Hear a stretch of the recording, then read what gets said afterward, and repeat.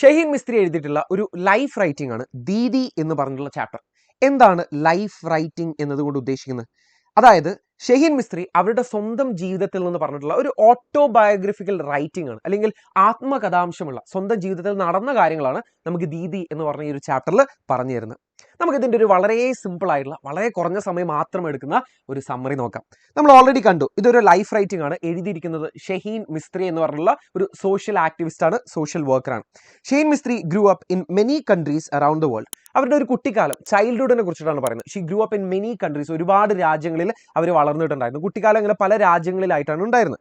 എന്തുകൊണ്ടായിരുന്നു? Her father worked in international banking. International banker ആയതുകൊണ്ട് തന്നെ അദ്ദേഹത്തിന് എപ്പോഴും ഷിഫ്റ്റ് ചെയ്യേണ്ട ആവശ്യം ഉണ്ടായിരുന്നു. അതുകൊണ്ട് തന്നെ ഷഹീൻ മിസ്ത്രിയും അവരോടൊപ്പം പല രാജ്യങ്ങളിൽ സഞ്ചരിച്ചിട്ടുണ്ട്, അല്ലെങ്കിൽ പല രാജ്യങ്ങളിലാണ് അവർ വളർന്നിട്ടുണ്ടായിരുന്നത്. ഇനി അവരുടെ ഒരു ചൈൽഡ്ഹുഡിന്റെ പ്രത്യേകത എന്താ പറയുക? She loved writing poems and thinking deeply about life. ലൈഫിന്റെ ഉദ്ദേശം എന്താണ്, ലൈഫിന്റെ പേർപ്പസ് എന്താണ്, ലൈഫിന്റെ മീനിങ് എന്താണ്, ഇങ്ങനെ വളരെ ഡീപ്ലി ഫിലോസഫിക്കൽ ആയിട്ടുള്ള ക്വസ്റ്റ്യൻസ് ചോദിക്കുന്ന പോയിംസ് ഒക്കെ എഴുതാൻ ഇഷ്ടപ്പെടുന്നിരുന്ന ഒരു കുട്ടിയായിരുന്നു ഷഹീൻ മിസ്ത്രി, അല്ലെങ്കിൽ ഷഹീൻ മിസ്ത്രിയുടെ ചൈൽഡ്ഹുഡ് അങ്ങനെയായിരുന്നു.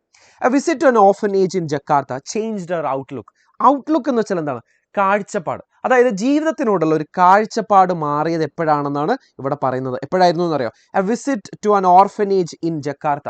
ജക്കാർത്ത എന്ന് പറയുന്നത് ഇന്തോനേഷ്യയിലുള്ള ഒരു സ്ഥലമാണ്. ഇന്തോനേഷ്യയുടെ ക്യാപിറ്റൽ ആണ് എന്നാണ് എൻ്റെ ഒരു വിശ്വാസം. ഇന്തോനേഷ്യയുടെ ക്യാപിറ്റൽ ആയിരിക്കണം ജക്കാർത്ത. സോ ജക്കാർത്തയിലുള്ള ഒരു ഓർഫനേജ്, അനാഥാലയത്തിൽ ഒരു വിസിറ്റ് നടത്തിയ സമയത്താണ് അവരുടെ കംപ്ലീറ്റ് ഔട്ട്ലുക്ക് അബൌട്ട് ലൈഫ് അത് മാറിപ്പോയത്. She started volunteering every weekend to teach poor kids. ആ ഒരു ചെറിയ പ്രായത്തിൽ തന്നെ ഈ അൺപ്രിവിലേജ്ഡ് ആയിട്ടുള്ള, അൺപ്രിവിലേജ്ഡ് എന്നുള്ള വേർഡിന്റെ അർത്ഥം എന്താ?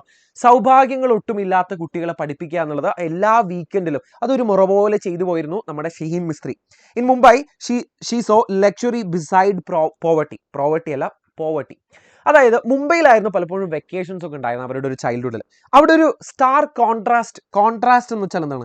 വ്യത്യാസം, അല്ലെങ്കിൽ ഒരു വൈരുദ്ധ്യം അവിടെ കാണുന്നുണ്ടായിരുന്നു. ആ വൈരുദ്ധ്യം എങ്ങനെയാണ്? ഒരു സൈഡിൽ ലക്ഷറി, ഒരു സൈഡിൽ പോവർട്ടി. നിങ്ങൾ ബോംബെ പോയിട്ടുണ്ടെങ്കിൽ മനസ്സിലാവും, അവിടെ ഒരുപാട് ചേരി പ്രദേശങ്ങളൊക്കെ ഉണ്ട്. അതിന്റെ സൈഡിൽ തന്നെ ഭയങ്കര ബോളിവുഡ് അല്ലെങ്കിൽ ഒരുപാട് ബില്യനേഴ്സ് ഒക്കെ താമസിക്കുന്ന വേറൊരു സൈഡ് ഉണ്ട്. അപ്പൊ അതിലൊരു ക്ലിയർ ഡിസ്റ്റിങ്ഷൻ നമുക്ക് കാണാൻ പറ്റും, ക്ലിയർ ഒരു കോൺട്രാസ്റ്റ്, സോഷ്യൽ കോൺട്രാസ്റ്റ് കാണാൻ വേണ്ടി പറ്റും. So she noticed wasted food at parties while children begged outside. അവിടെ തെരുവോരങ്ങളിലെ കുട്ടികൾ ബെഗ് ചെയ്യാൻ തുടങ്ങുന്ന സമയത്ത്, പിച്ചയെടുക്കുന്ന സമയത്ത് ഒരുപാട് പാർട്ടികളിൽ ഇഷ്ടം പോലെ ഫുഡുകൾ, അതും ലക്ഷറിയസ് ഫുഡ്സ് ഒക്കെ അല്ലേ വെറുതെ വേസ്റ്റ് ആക്കി കളയുന്ന ഈ ഒരു സോഷ്യൽ കോൺട്രാസ്റ്റ് അല്ലെങ്കിൽ സോഷ്യൽ ഡിസ്റ്റിങ്ഷൻ ആര് തിരിച്ചറിയാണ്? ഷഹീൻ മിസ്ത്രി തിരിച്ചറിയണം. This made A question Har privilege and purpose. ഇത് അവരെ എന്തിനു ചോദ്യം ചെയ്യുന്ന പറയാം? അവരുടെ പ്രിവിലേജ് അല്ലെങ്കിൽ അവരുടെ സൗഭാഗ്യങ്ങളും എന്താണ് ജീവിതത്തിന്റെ പേർപ്പസ്, എന്താണ് ജീവിക്കുന്നതിന്റെ ഉദ്ദേശം എന്നുള്ളതിനും ക്വസ്റ്റ്യൻ ചെയ്യാൻ തുടങ്ങി. അങ്ങനെ 18ാമത്തെ വയസ്സിൽ she decided to stay in India to help slum children. അപ്പൊ അത് ബോംബെയിൽ വെച്ചിട്ടാണ് ഇത്രയും സ്ലം ചിൽഡ്രനെ കാണുന്നതും അവർ എത്രത്തോളം അൺപ്രിവിലേജ്ഡ് ആണെന്നുള്ളത് മനസ്സിലാക്കുന്നതും ഷഹീൻ മിസ്ത്രി. അങ്ങനെ ഇന്ത്യയിൽ തന്നെ തുടരാൻ വേണ്ടിയിട്ട് അവർ തീരുമാനിച്ചു. Her parents agreed but told her to keep studying to.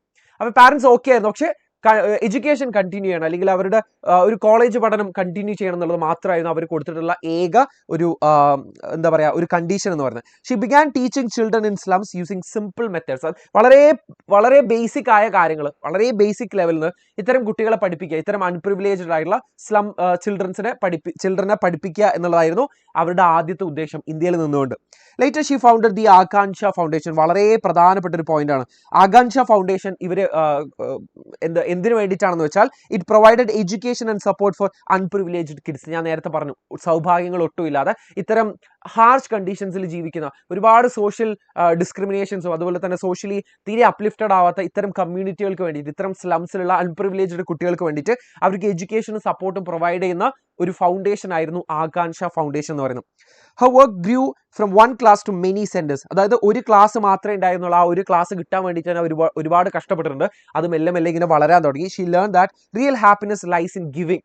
മറ്റുള്ള ആളുകൾക്ക് പ്രൊവൈഡ് ചെയ്യുന്ന സമയത്തെ, മറ്റുള്ള ആളുകൾക്ക് കൊടുക്കുന്ന സമയത്തെ നമ്മൾ ആക്ച്വലി ജീവിതത്തിൽ യഥാർത്ഥ സന്തോഷം വരുന്നുള്ളൂ എന്ന് ഷഹീൻ മിസ്ത്രി തിരിച്ചറിയാം.